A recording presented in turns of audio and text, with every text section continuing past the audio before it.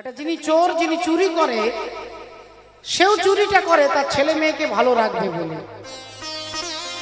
সেও চুরি করে নিজে আনন্দ পাবে বলে, সুখ পাবে বলে। সংসারের সুখের জন্য, আনন্দের জন্য সেও চুরি করছে। আর যিনি সাধু বলে তিনিও আনন্দ পাওয়ার জন্য ভগবানের ভজন করছে। তাহলে পার্থক্যটা কি? দুজনের লক্ষ্য একটাই, আনন্দ পাওয়া। চোরও চাইছে আমি সুখী হব, আর সাধুও চাইছে যে আমি সুখ পাব। পার্থক্য কি? না কর্মের পার্থক্য।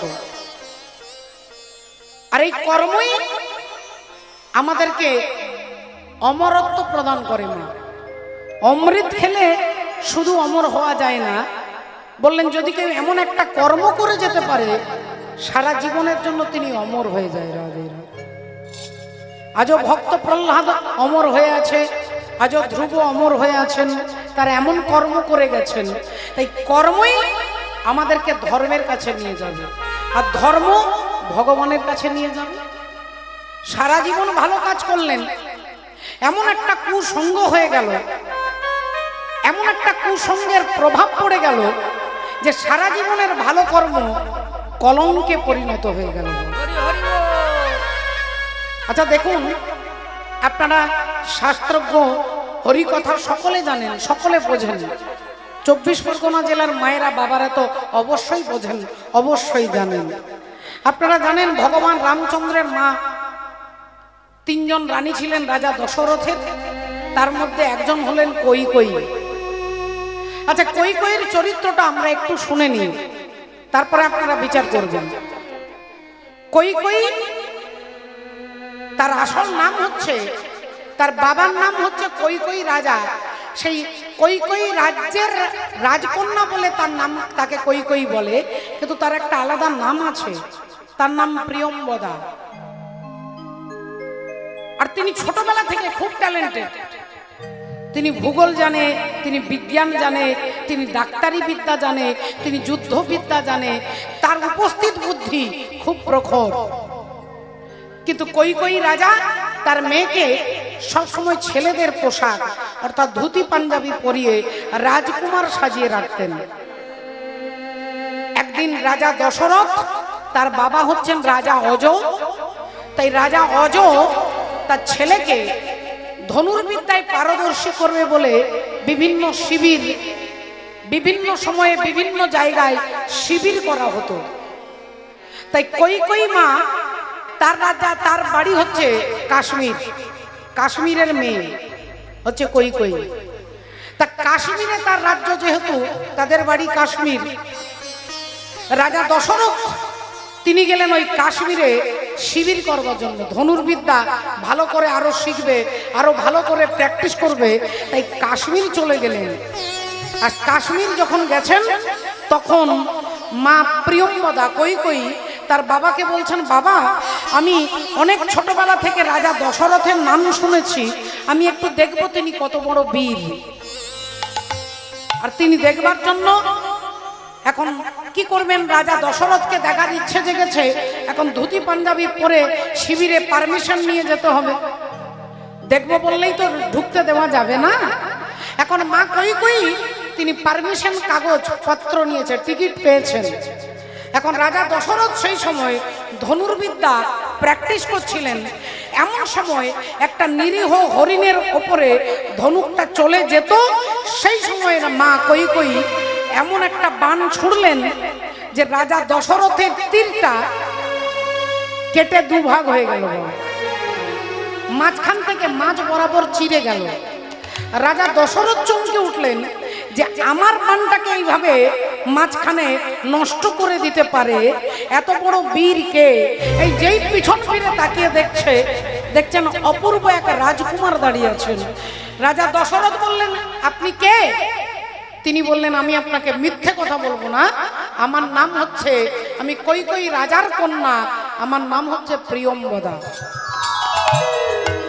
বললেন, তোমার নাম আমি অনেকদিন শুনেছি, তুমি মেয়ে হয়েও নাকি বিরাট বীর। তাহলে তোমাদের রাজ্যে এসেছি, রাজা দশরথের সঙ্গে আলাপ আলোচনা হলো, কিন্তু কিন্তু ভক্তিমতী মায়েরা এখন প্রিয়ঙ্গদা মনে মনে চিন্তা করছে যে অযোধ্যা রাজ্যটাকে রাজা রাবণ বিভিন্ন দিক থেকে ঘিরে রেখেছে। মহারাষ্ট্রে আছে কে? শূর্পণখা, খরদূষণ, ওখানে আছে, ওই দিক থেকে ঘিরে রেখেছে। বিহারে কে আছে? না বিহারে আছে ভক্তমণ্ডলী ভক্তিমতী মায়েরা, সেখানে এক অসুরকে রেখেছে, তারকা, তারকা রাক্ষসীকে রেখেছে। এইদিকে লঙ্কাতে রাবণ আছে, বিভিন্ন দিক থেকে অযোধ্যাকে ঘিরে রেখেছে। এখন মা কৈকেয়ী মনে করছে যে রাজা দশরথ কিছু করছে না কেন? চারিদিকে এত রাক্ষস, এত সাধুদের উপরে অত্যাচার, এত ভক্তের উপরে অত্যাচার, অথচ রাজা দশরথ কোনো চিন্তাই করছে না। তাহলে এক কাজ করি, এই রাজ্যটাকে রাক্ষস মুক্ত করতে গেলে রাজা দশরথকে বিবাহ করতে হবে। রাজা দশরথ বয়সে অনেক বড়, অনেক বৃদ্ধ, বুড়ো, তবুও বিয়ে করলেন। শুধু কেন না, শুধুমাত্র ওই রাজ্যটাকে রক্ষা করবার জন্য প্রিয়ঙ্গদা মা কৈকেয়ী রাজা দশরথকে বিবাহ করলেন। তিনি ডাক্তারি বিদ্যায় কত ভালো ছিল, রাজা দশরথের এমন ক্ষমতা ছিল, তিনি 10টা রথকে একসঙ্গে চালনা করতে পারতেন। 10টা রথকে তিনি চালনা করতে পারেন, তাই তার নাম হচ্ছে রাজা দশরথ। আর সেই রাজা দশরথ একদিন দেবতার অসুরদের যুদ্ধে দেবতাদের হয়ে যুদ্ধ করতে গেছে, আর সেইখানে একটা আঘাত পেয়ে গেছে। রাজা দশরথ দুর্বল হয়ে গেছে। মা কৈকেয়ী চিন্তা করলো, রাজা দশরথ দুর্বল হয়ে গেছে, এখন অন্যান্য রাজ্যের রাজারা যদি জানতে পারে যে রাজা এই সময় দুর্বল, তাহলে অযোধ্যাকে আবার আক্রমণ করবে। কিরকম বুদ্ধিমতী!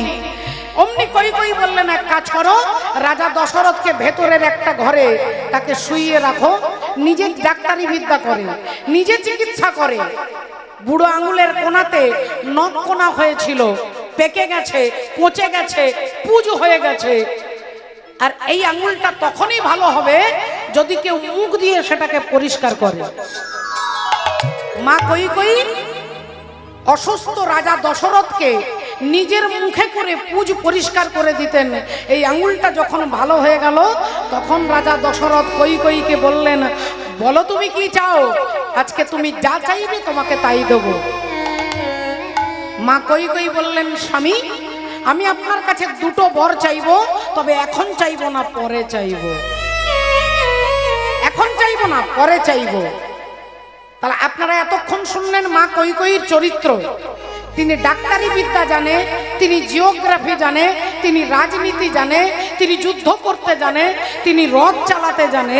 এত গুণে যিনি গুণান্বিতা, সেই মা কৈকেয়ী কার পাল্লায় পড়ে গেল বাবা? কার পাল্লায় পড়ে গিয়ে গোটা জীবনটাকে তছনছ হয়ে গেল। কার জন্য না, তার বাড়িতেই একজন দাসী ছিলেন, তার নাম হলো মন্থরা।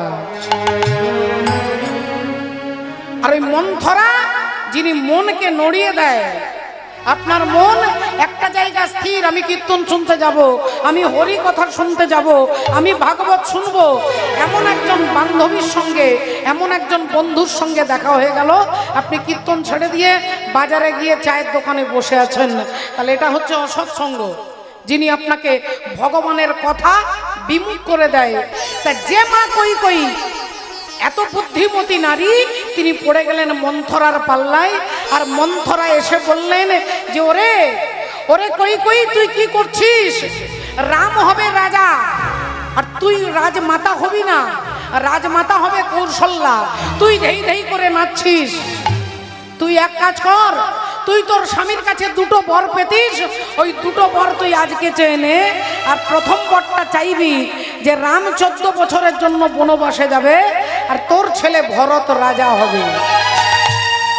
এই 5 মিনিটের, এই আধ ঘন্টার সঙ্গে মা কৈকেয়ী কি করলেন? রাজা দশরথকে বললেন, ওই 2টো বর আমাকে দিতে হবে।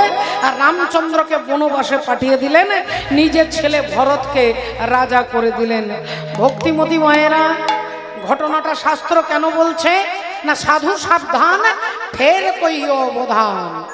আপনার জীবনে অনেক ভালো কাজ আপনি করেছেন, অনেক করেন, হরি কথা শোনেন, হরি নাম করেন, হরি ভজন করেন, কিন্তু মাগো ওই 1 মুহূর্তের ভুলে গোটা জীবনটা পাল্টে যেতে পারে, সেটা হচ্ছে অসৎ সঙ্গ। তাই সাধু সঙ্গ সর্বশাস্ত্রে কয়, লবমাত্র সাধু সঙ্গ জীবের সর্বসিদ্ধি।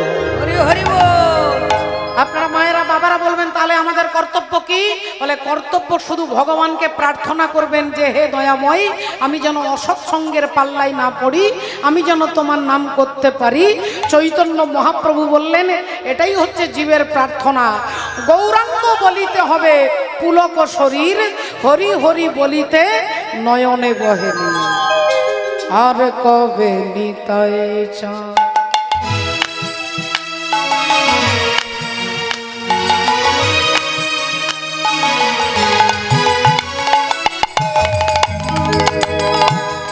আর কবে নিতাই চা।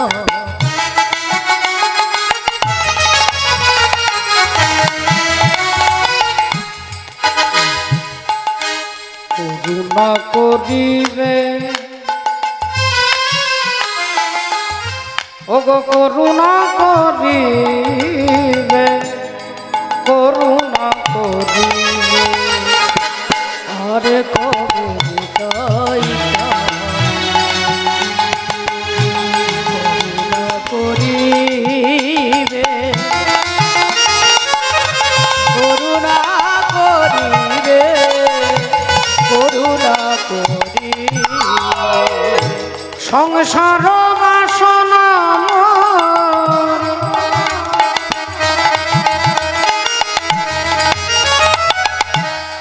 কবে তুচ্ছ হবে, সংসার বাসনা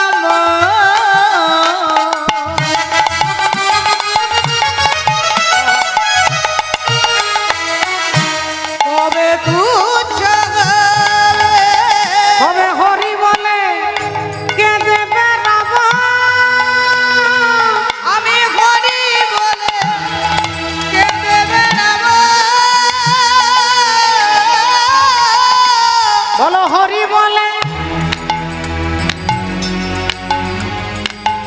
কে দেবে রাবা। আমি হরি বলে কে দেবে নাম। ও যে ধুলাই গড়া গড়ি দেব হরি বলে কে দেবে নাম। ধুলাই গড়া গাড়ি দেব হরি বলে দেবে নাম। বলি সংসার বাসনা মোর ওগো কবে তুচ্ছ হবে। সংসার বাসনা কবে তুচ্ছ হবে। সংসার বাসনা কবে তুচ্ছ হবে। সংসার কবে তুচ্ছ হবে। সাধু সঙ্গ সর্বশাস্ত্রে কয়, লবমাত্র সাধু সঙ্গ জীবের সর্বসিদ্ধি হয়। সর্বসিদ্ধি হবে মা, জীব যদি সাধু সঙ্গ করে আপনি যা চাইবেন তাই হবে, কিন্তু সাধুকে সাধুর মতো হতে হবে। আর আপনার সঙ্গের সাধু সঙ্গ কাকে বলে আগে এটা জানতে হবে। এই যে এখানে কীর্তন শুনছেন, বছরের পর বছর বিভিন্ন জায়গায় ছুটে যাচ্ছেন, আগে আপনাকে লক্ষ্যটা স্থির করতে হবে যে আপনি কেন কীর্তন শুনতে যাচ্ছেন। আমি কেন কীর্তন শুনতে যাচ্ছি, আমি কেন কীর্তন করছি, আমি কেন নামের মালা জপ করছি, আমি কেন তীর্থে যাচ্ছি, আগে আপনাকে লক্ষ্যটা স্থির রাখতে হবে। আর লক্ষ্য যদি লক্ষ্য রকমের হয় তাহলে একটাও সিদ্ধান্তে পৌঁছাতে পারবেন না। আগে আপনাকে লক্ষ্য স্থির করতে হবে যে আমি এই জন্য কীর্তন শুনছি, আমি ভগবানকে পাওয়ার জন্য কীর্তন শুনছি, আমি আমার একতলা বাড়ি দুতলার জন্য কীর্তন শুনছি, আমার ছেলেটার চাকরির জন্য কীর্তন শুনছি, আমি একটা নাতি পাওয়ার জন্য কীর্তন শুনছি। আগে আপনি লক্ষ্যটা স্থির করুন, আপনি কি চাইছেন। লক্ষ্য যতক্ষণ স্থির না হবে লক্ষ্য ভেদ করা সম্ভব হবে না। লক্ষ্যকে ভেদ করতে গেলে আপনাকে লক্ষ্য স্থির করতে হবে। আপনারা সকলে জানেন মহাভারতে দেখাচ্ছেন গুরু দ্রোণাচার্য তার সমস্ত ছাত্রদেরকে শিষ্যদেরকে ডেকেছে। সবাই যখন লম্বা লাইন দিয়ে দাঁড়িয়েছে হাত জোড় করে গুরুদেবকে প্রণাম করে, গুরুদেব বললেন আজকে তোমাদের ইন্টারভিউ নেওয়া হবে, পরীক্ষা হবে। কি পরীক্ষা? বলে ওই দেখো গাছের ডালের ওপরে একটা পাখি বসানো আছে, ওই পাখির যে চোখ সেই চোখটাকে লক্ষ্য ভেদ করতে হবে। পাখির যে চোখ সেই চোখটাকে লক্ষ্য ভেদ করতে হবে। যিনি পারবেন তিনি হবেন আমার প্রধান শিষ্য। ছাত্রদের মধ্যে একটা আলোড়ন সৃষ্টি হয়ে গেল। পারতে হবে, গুরুদেবের প্রধান শিষ্য হতে হবে। সবাই একটা হই হই ব্যাপার, সকলের একটা টান টান ভাব। সবাই ভাবলো তাহলে বেশ, পাখির চোখকে লক্ষ্য ভেদ করতে হবে। বেশ কয়েকজন একটু প্র্যাকটিস শুরু করে দিল। একজন রাধে রাধে, কেউ ভগবানকে ডাকতে লাগলো, কেউ ইষ্ট দেবতাকে ডাকতে লাগলেন। এইবার ধনুর্বাণ নিয়ে সবাই দাঁড়িয়ে গেলেন। পাখির চোখকে লক্ষ্য ভেদ করতে করতে কেউ পারলেন না। এক এক করে আসছে। যুধিষ্ঠির এলেন, পারলেন না। ভীম এলো, পারলেন না। কেউ যখন পারছে না, সবাই ব্যর্থ। গুরু দ্রোণাচার্য অর্জুনের দিকে তাকিয়েছেন, বাবা অর্জুন এবার তুমি দেখাও। তুমি যদি না পারো তাহলে জানবো আমার সমস্ত ছাত্রদেরকে এখনো ট্রেনিং সম্পূর্ণ হয়নি। অর্জুন অমনি গুরুদেবকে প্রণাম করে আর অমনি পাখির চোখটাকে লক্ষ্য ভেদ করবে।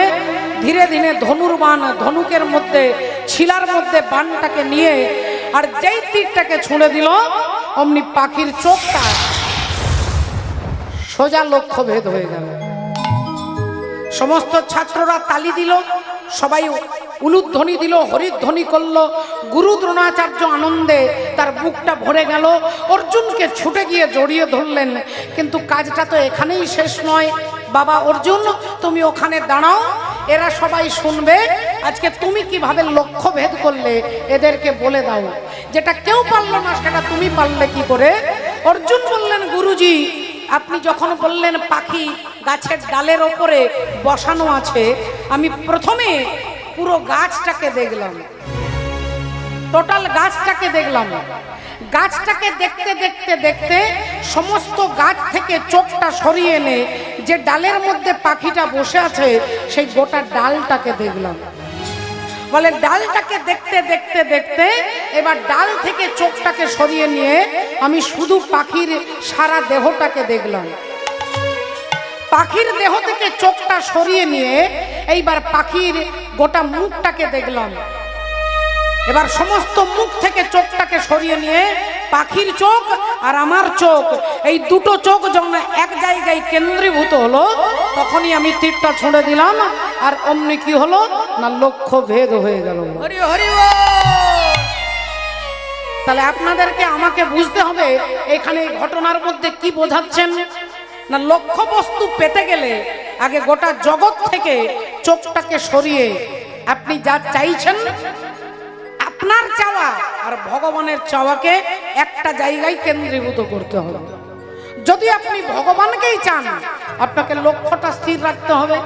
বলে লক্ষ্য যদি স্থির থাকে, শিশুর নেহারি লক্ষ্য মাতৃস্তন পানে। একটা বাচ্চা ছেলের লক্ষ্য আমি মায়ের স্তনের দুগ্ধ পান করব, এটাই তার লক্ষ্য, আর সে কিছু চাই না।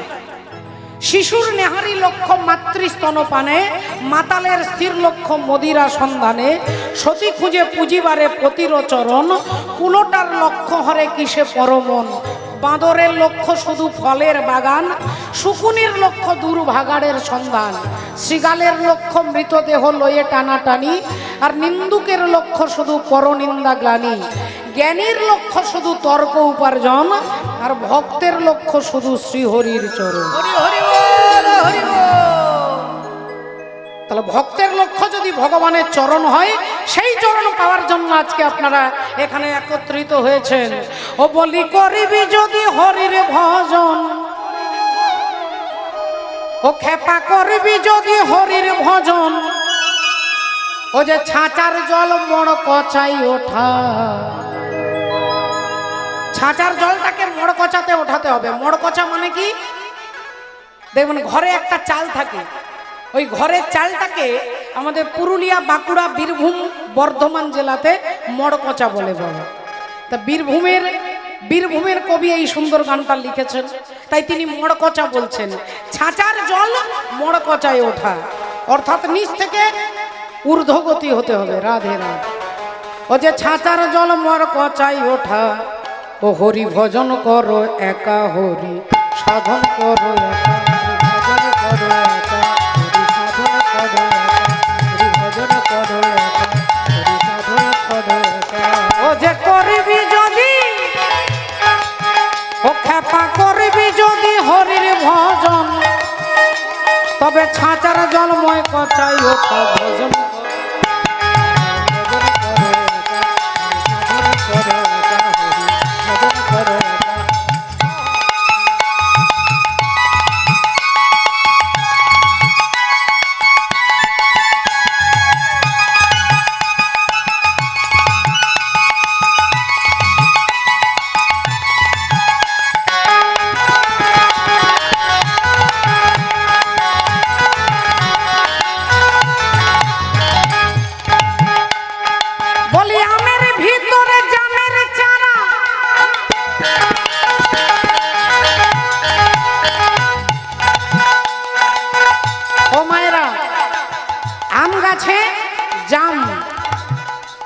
আমের গাছে জাম হবে মা।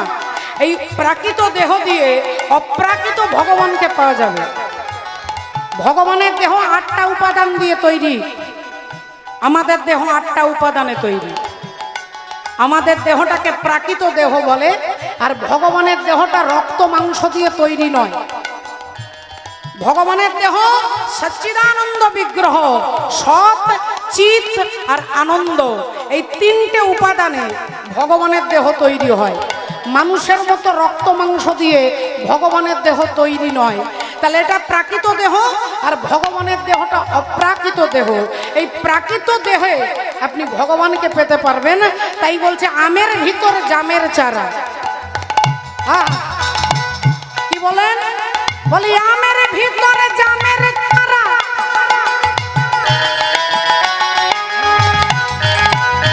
ও যে 3টি বটাই আটা আর 4 রকমের ফল ধরেছে, ও খেপা 5 রকমের মিঠা।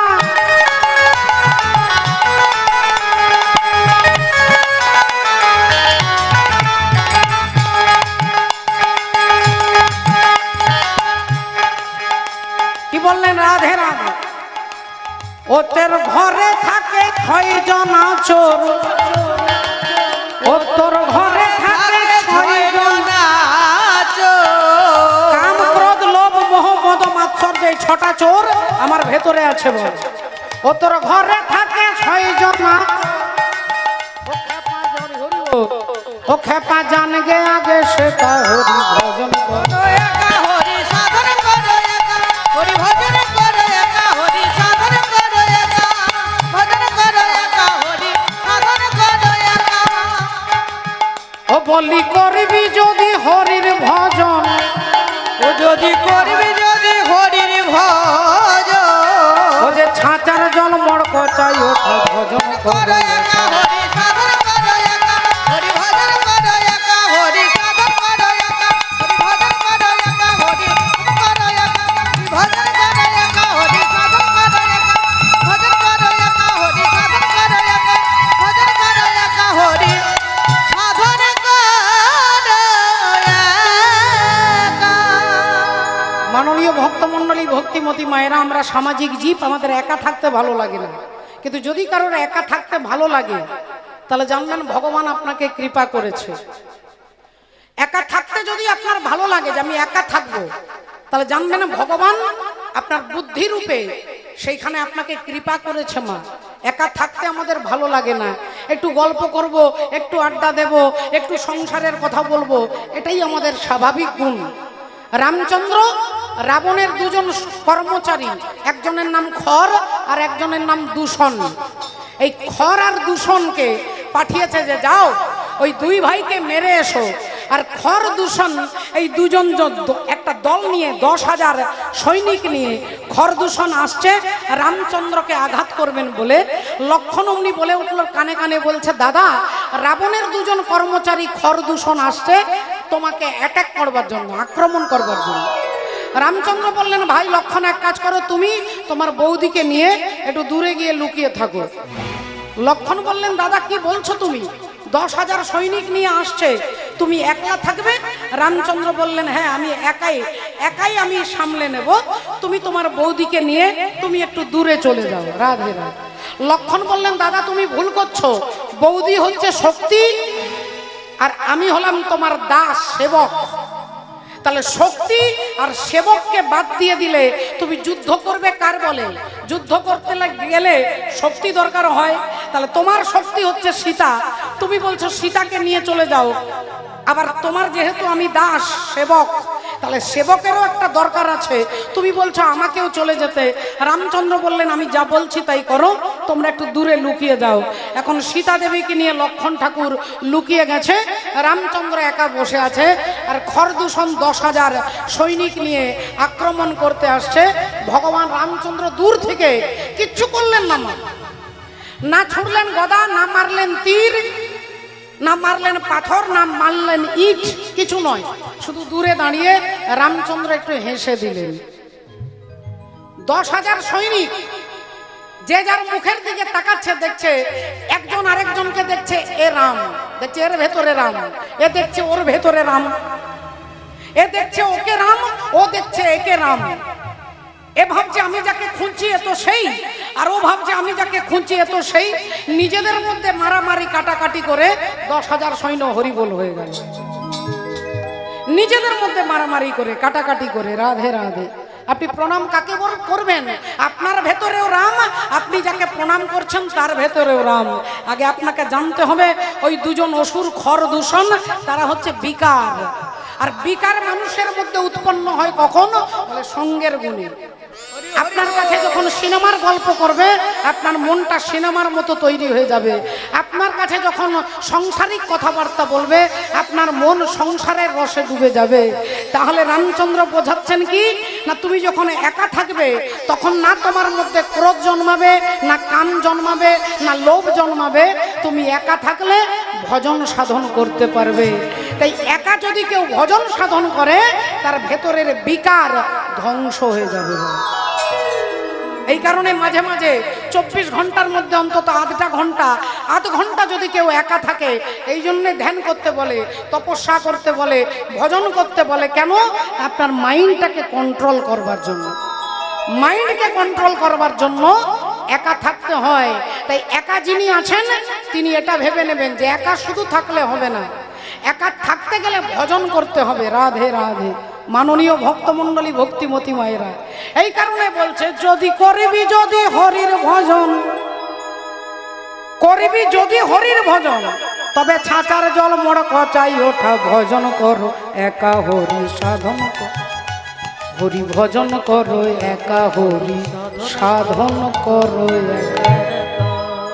তাই মাননীয় ভক্তমণ্ডলী, ভক্তিমতী মায়েরা, আমরা তো পারবো না, আপনাদের সন্তান আছে, নাতি আছে, জামাই আছে, বলে সংসারে আপনি থাকবেন, আপনার মনটাকে ভগবত চরণে রাখতে হবে। চৈতন্য মহাপ্রভু এই কারণেই এলেন কলির জীবকে সংসারে থেকে কি করে ভগবানকে পাওয়া যায়। আজকে একটু জেনে নেব। দেখুন, একজন সংসারী মানুষ বলে তিনিও ভগবানকে পেতে পারেন, আর একজন বৈরাগী মানুষ সারা জীবনে বিয়ে করেনি, জঙ্গলে থাকে, বলে তিনিও ভগবানকে পেতে পারবেন। দুজনেরই রাস্তা এক জায়গায় গিয়ে মিলবে। বলে কি রকম? বলে একটা হচ্ছে লোকাল রাস্তা আর একটা হচ্ছে বাইপাস রাস্তা। বাইপাস রাস্তা দিয়ে যিনি যায়, সেখানে না আছে কোনো জ্যাম, না আছে কোনো ট্রাফিক গন্ডগোল, না আছে রাস্তা উঁচু নিচু, সেখানে কোনো কিছু ঝামেলা নেই, গাড়ি সোজা চলে যাবে। বাইপাস দিয়ে অনেক তাড়াতাড়ি আপনি পৌঁছাতে পারবেন। আর যিনি লোকাল রাস্তা দিয়ে যাবে, বলে তাকে দেখতে হবে কে পায়ে হেঁটে আসছে, কে মোটর সাইকেল যাচ্ছে, কোনখানে ভ্যান ঢুকে যাচ্ছে, কোনখানে টোটো চলে আসছে, আপনাকে দাঁড়াতে হচ্ছে, আবার চলছেন, আবার দাঁড়াতে হচ্ছে, কোথাও গর্ত আছে, কোথাও আছে বাম্পার, আপনাকে কখনো লাফাতে হচ্ছে, কখনো নিচে পড়তে হচ্ছে। এই ধাক্কা খেতে খেতে খেতে আপনি আপনার গন্তব্যে পৌঁছাচ্ছেন। এটা হচ্ছে সংসারী মানুষ। সংসারে জ্বালা আছে, যন্ত্রণা আছে, ব্যথা আছে, চিন্তা আছে, দুঃখ আছে, বেদনা আছে, হতাশা আছে। এত কিছুর মধ্যে যদি আপনি ভগবানের ভজন করতে পারেন, তাহলে এই লোকাল রাস্তাতে একদিন আপনি আপনার ঘরে পৌঁছে যাবেন। আর বাইপাস রাস্তা দিয়ে গেলে বলে না আছে ছেলে, না আছে নাতি, না আছে মেয়ে, না আছে জামাই, কোনো কিছুই গন্ডগোল নেই, সোজা চলে যাচ্ছেন। কিন্তু দুজনেই যাচ্ছে কোথায়? বলে ভগবত ধামে, রাধে হরি হরি বল। ভগবানের ধামে। তাই মহাপ্রভু বললেন যে হরিনাম করো, হরিনাম ছাড়া আপনি বাইপাস দিয়েও ভগবানের কাছে যেতে পারবেন না, আর লোকাল রাস্তা দিয়েও যেতে পারবেন না। তাই হরিনামটা করতে হবে মা। হাসি মাখা বদনে আর ছল ছল নয়নে, নয়নে ওগো আনন্দ কাননে মন ভ্রময় নিবার। একবার হরি বল, হরি বল মনে রে আমার, হরি বল। হরি বল, হরি বল মনে রে আমার, একবার হরি বল, হরি বল মনে রে আমার, একবার হরি বল, হরি বল মনে রে আমার। বলি হাসি মাখা বদনে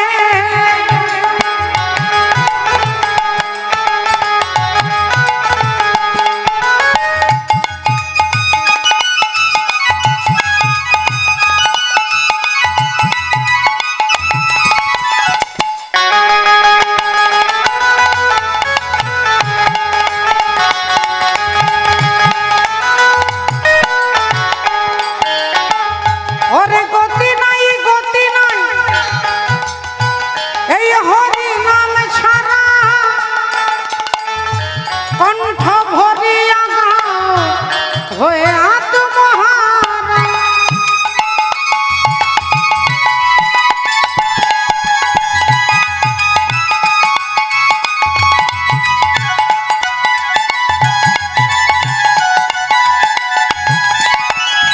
গতি নাই, গতি নাই এই হরি নাম ছাড়া, কণ্ঠ ভরিয়া গাও ওয়ে আত্মগারা।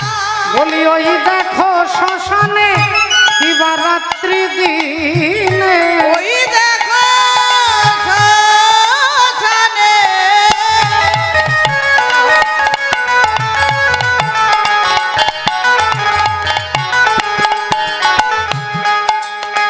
বলি ওই দেখো শ্মশানে দিবারাত্রি দিনে ওগো পুড়িতেছে মানুষের কত অহংকার। হরি বল, হরি বল মনে রে আমার, একবার হরি বল, হরি বল মনে রে আমার, একবার হরি বল, হরি বল মনে রে আমার, একবার হরি বল, হরি বল মনে রে আমার, একবার হরি বল, হরি বল মনে রে আমার। ওই পদকর্তা এক পাশে দাঁড়িয়ে কলম দিচ্ছেন, বিষয় ছাড়িয়া তবে শুদ্ধ হবে মন।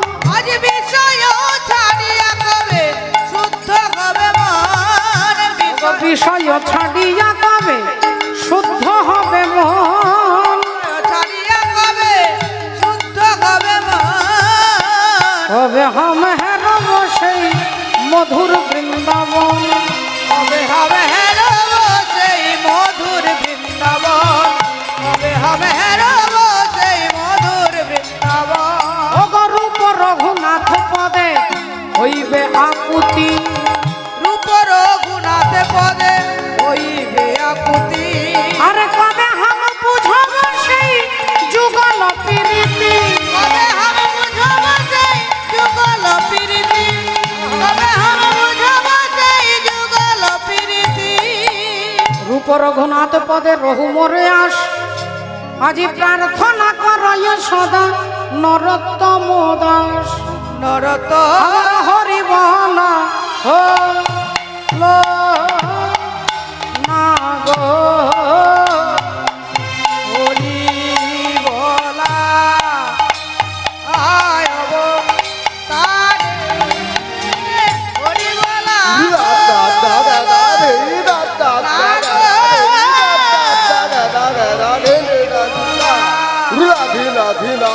দুর্গা তাকে গেলে